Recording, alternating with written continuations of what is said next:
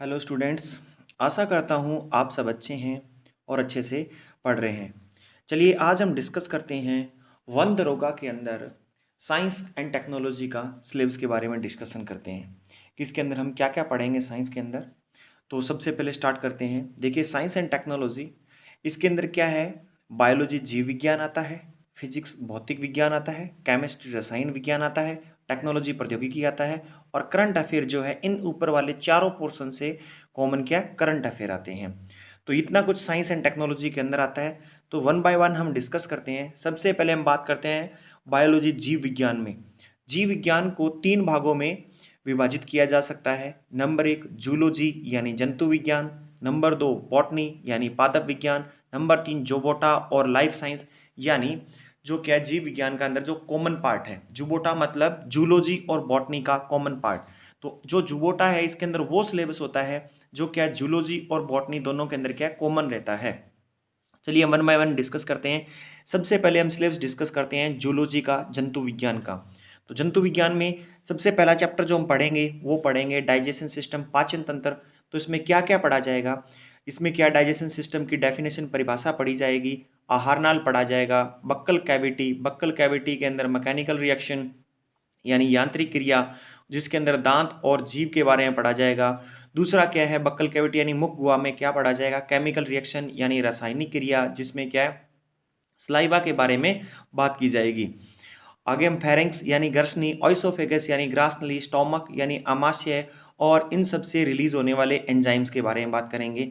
Pancreas यानी अग्नाशय और इसके एंजाइम्स और हार्मोन्स के बारे में बात करेंगे।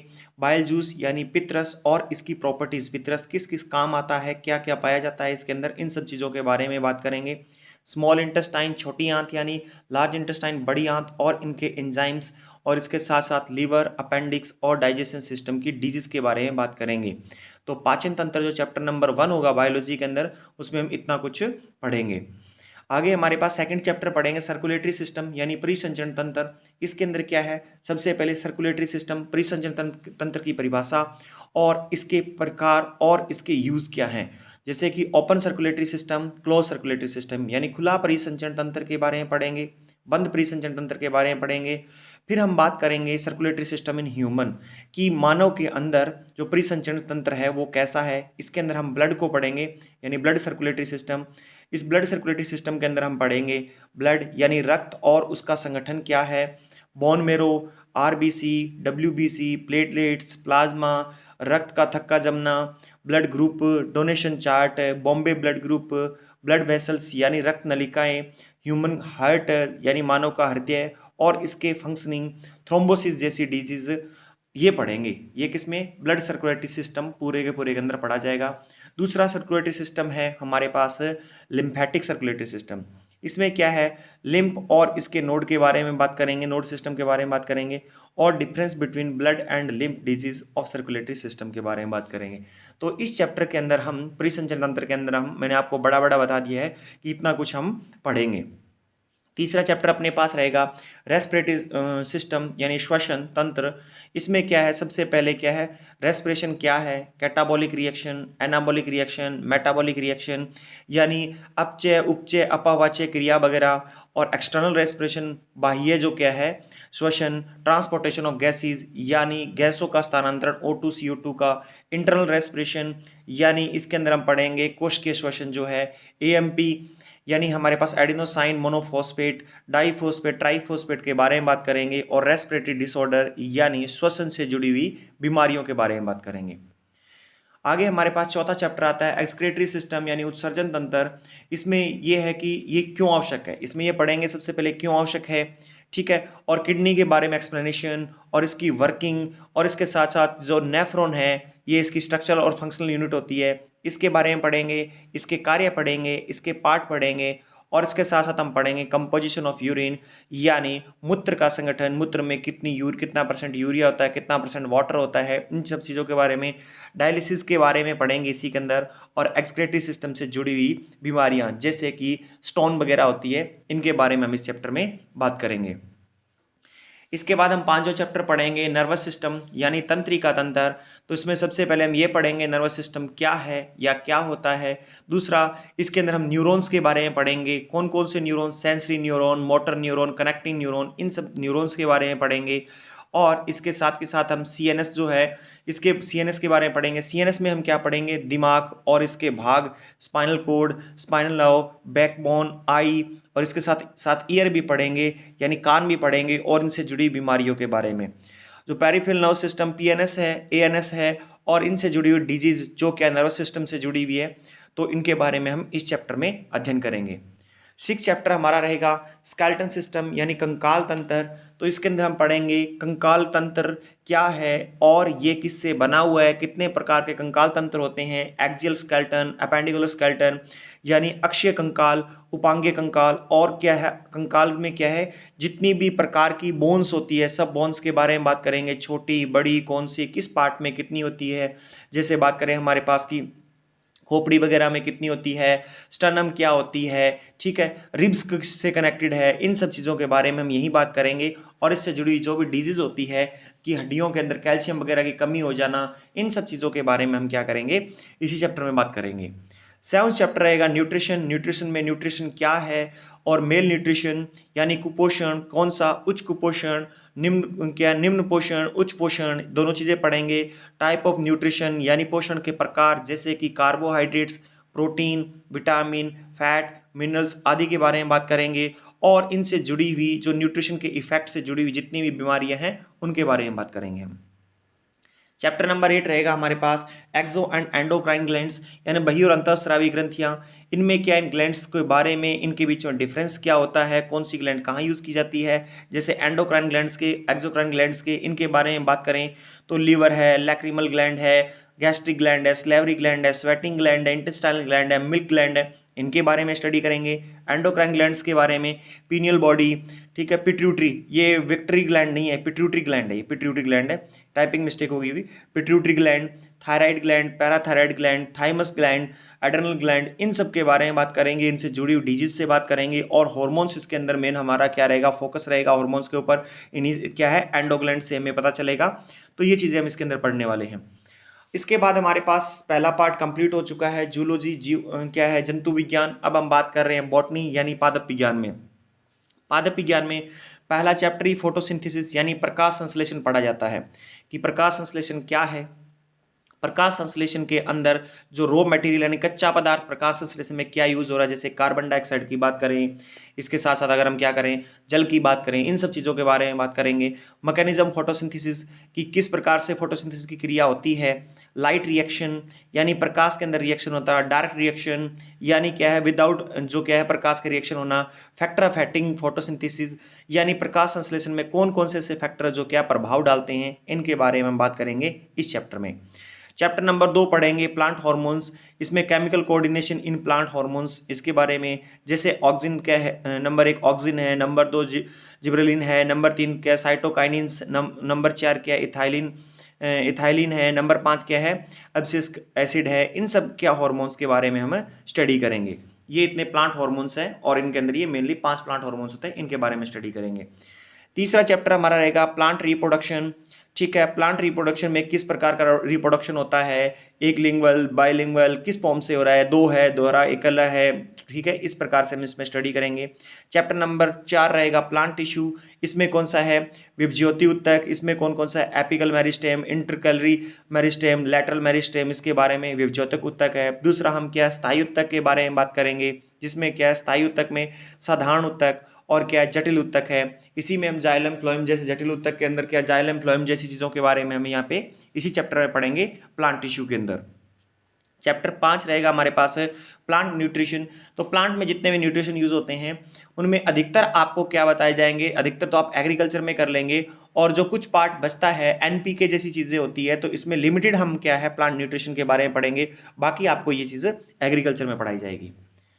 इसके बाद हमारे पास आता है जूबोटा यानी जूलॉजी और बॉटनी का कॉमन पार्ट जो उन दोनों के अंदर यूज होता है, उन दोनों के लिए कॉमन होता है, तो उस जूलॉजी और बॉटनी के कॉमन पार्ट का नाम दे दिया गया है जूबोटा। ठीक है, इसमें पढ़ेंगे हम क्या सब ब्रांचेज ऑफ बायोलॉजी यानी जीव विज्ञान की उपशाखाएं।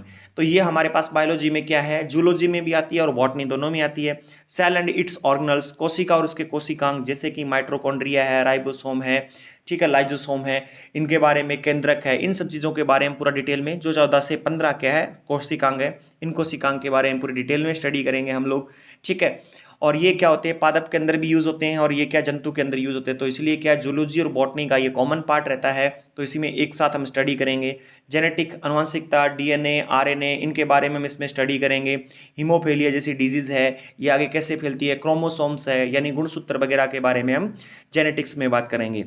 आगे हमारे पास इसमें चौथा चैप्टर रहेगा वर्गीकी, टैक्सोनॉमी। ये क्या है, टैक्सोनॉमी में वर्गीकरण कैसे किया गया है, तो ये भी दोनों में क्या, जूलॉजी और बॉटनी दोनों में क्या कॉमन पार्ट रहता है।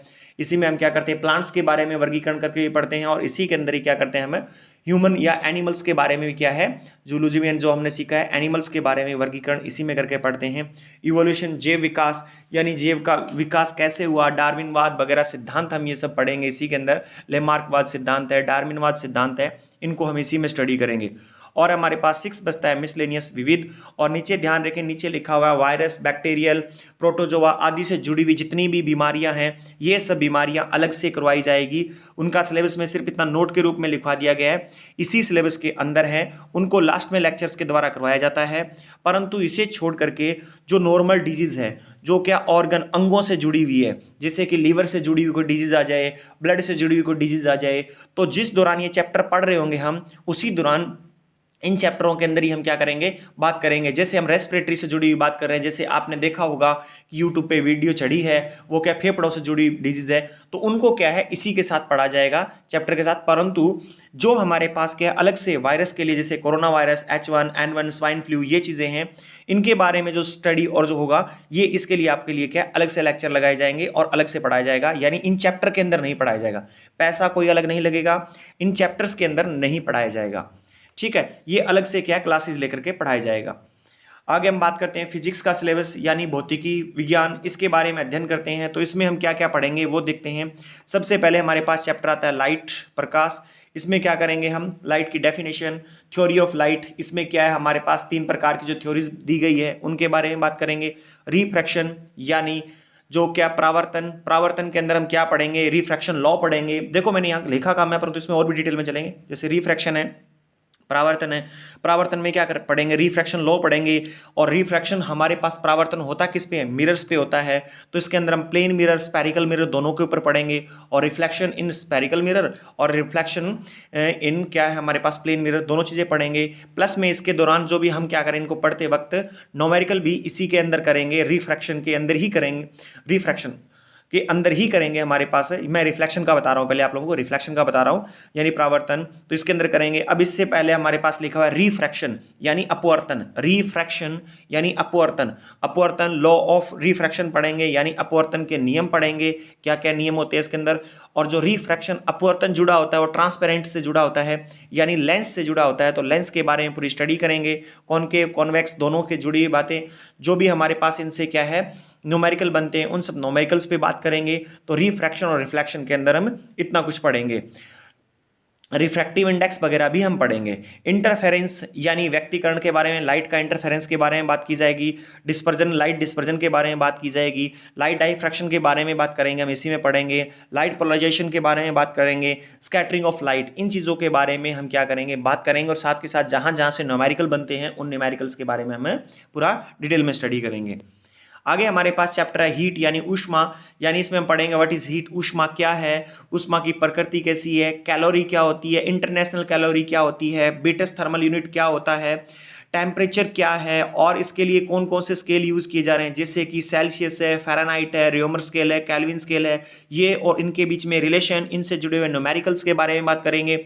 और साथ के साथ हम ये भी पढ़ेंगे कि एब्सोल्यूट जीरो टेम्परेचर क्या होता है, स्पेसिफिक हीट क्या होती है, विशिष्ट ऊष्मा यानी क्या होती है, थर्मल एक्सपेंशन के बारे में बात करेंगे, ऊष्मा विस्थापन जो इससे क्या विस्थापन भी होता है, ट्रांसमिशन ऑफ हीट, हीट क्या है, एक चीज़ से दूसरी चीज़ में कैसे क्या ट्रांसफर होती है, कौन कौन से विधि से होती है, कंडक्शन, कन्वेक्शन, रेडिएशन यानी चालन, सेवन और विकिरण विधि, तीनों विधियों के बारे में हम पढ़ेंगे। न्यूटन लॉ ऑफ कूलिंग यानी न्यूटन के द्वारा बताया गया कूलिंग लॉ के बारे में हम इसके अंदर पढ़ेंगे हीट चैप्टर में। आगे चैप्टर आता है हमारे पास साउंड, ध्वनि, यानी nature of sound and it's propagation in various medium. यह है साउंड क्या है, किस प्रकार की वेव है और ये किस किस मीडियम में चल सकता है, और इसमें क्या है इसकी प्रोपेगेशन, यानी अलग अलग मीडियम में इसकी स्पीड क्या रहेगी, स्पीड के बारे में पढ़ेंगे। अल्ट्रासाउंड है, और इसके साथ साथ जो क्या है साउंड में हमारे पास तीनों टाइप से डिवाइड की गई है। इंफ्रासोनिक वगैरह साउंड है, अल्ट्रासोनिक वगैरह साउंड है, इन सब साउंड्स के बारे में बात करेंगे। ऑडिबल साउंड है, इनऑडिबल साउंड है, इनके बारे में हम यहाँ पे पूरा डिटेल में स्टडी करेंगे। रिफ्लेक्शन ऑफ साउंड, ये चीज़ क्या है, साउंड में रिफ्लेक्शन कैसे होता है। डायफ्रैक्शन ऑफ साउंड भी इसी में पढ़ा जाएगा।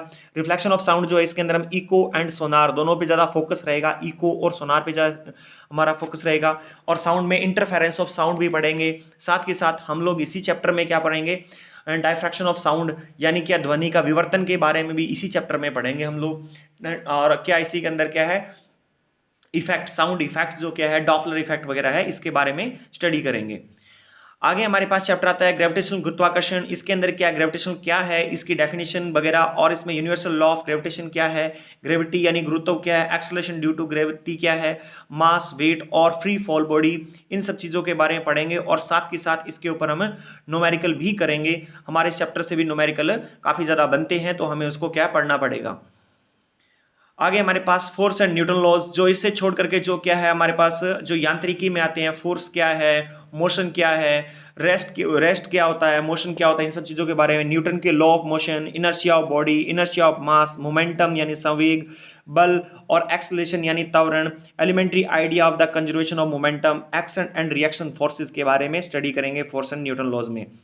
जो मोशन है, मोशन के अंदर हम बात करें, गति के अंदर क्या है, distance, displacement, velocity, uniform and non uniform motion along the straight line, acceleration, त्वरण क्या है, distance and time, acceleration, distance and time, velocity and time, इनके बीच में ग्राफ, और क्या यूनिफॉर्मली ये ग्राफ है उनके बारे में बात करेंगे। एक्सेलरेशन मोशन के बारे में बात करेंगे। Equation of motion by graphical method, graphical method से क्या है इसको एक्सप्लेन करके देखेंगे। और इसके साथ elementary idea of uniform circulatory motion के बारे में बात करेंगे। हमारे पास इफेक्ट ऑफ करंट, इसके अंदर हमारे पास क्या है, एक करंट जो क्या है पोटेंशियल डिफरेंस जो है, इलेक्ट्रिक करंट है, ओम्स लॉ है, रेजिस्टेंस है, factor on which the resistance of the conductor depends, ऐसा series combination resistor, parallel combination का रेजिस्टर्स के बारे में बात करेंगे। Heat effect of electric current पे क्या इफेक्ट डालता है ये करेंगे। इलेक्ट्रिक पावर क्या है, interrelation between P V I and R के बारे में बात करेंगे। पोटेंशियल वोल्टेज, चार्ज और रेजिस्टेंस के बारे में हम इसी में बात करेंगे। मैग्नेट्स है जो क्या है, चुंबक है, उसके बारे में। Magnetic field, field line, field due to current carrying wire, field due to current carrying coil और solenoid, force on current carrying conductor, Fleming left hand rule और electromagnetic induction, induce potential differences, induce current, Fleming right hand rule, direct current, alternating current, frequency of AC, advantage of AC over DC, domestic electric circuits. जो ये पूरा syllabus है, ये magnetism में जो चुंबकत्व के अंदर है, ये जो वंदरोगा का सिलेबस है, इसके अंदर भी हम क्या करेंगे, पूरा डिटेल में बात करेंगे, विद न्यूमेरिकल्स बात करेंगे। तो यहाँ पर ये सिलेबस क्या होता है, बायोलॉजी और फिजिक्स का सिलेबस आपके साथ डिस्कस कर लिया गया है। केमिस्ट्री का सिलेबस कुछ समय बाद डाल दिया जाएगा दूसरे अध्यापक के द्वारा। तो जो यहाँ तक है ये सिलेबस, इतने सिलेबस के बारे में हम पूरा डिटेल में बात करेंगे। और इस सिलेबस के साथ साथ जितने भी न्यूमेरिकल्स बनते हैं और जितनी भी हम इसके साथ साथ बुक्स जो प्रेफर करनी है उनके बारे में आप लोगों को बताया जाएगा। उसी के आधार पर अगर आप स्टडी करते हैं तो आपका पेपर यहीं से ही बनेगा। ठीक है, मैं इस वीडियो का यहीं पे एंड करता हूँ। धन्यवाद।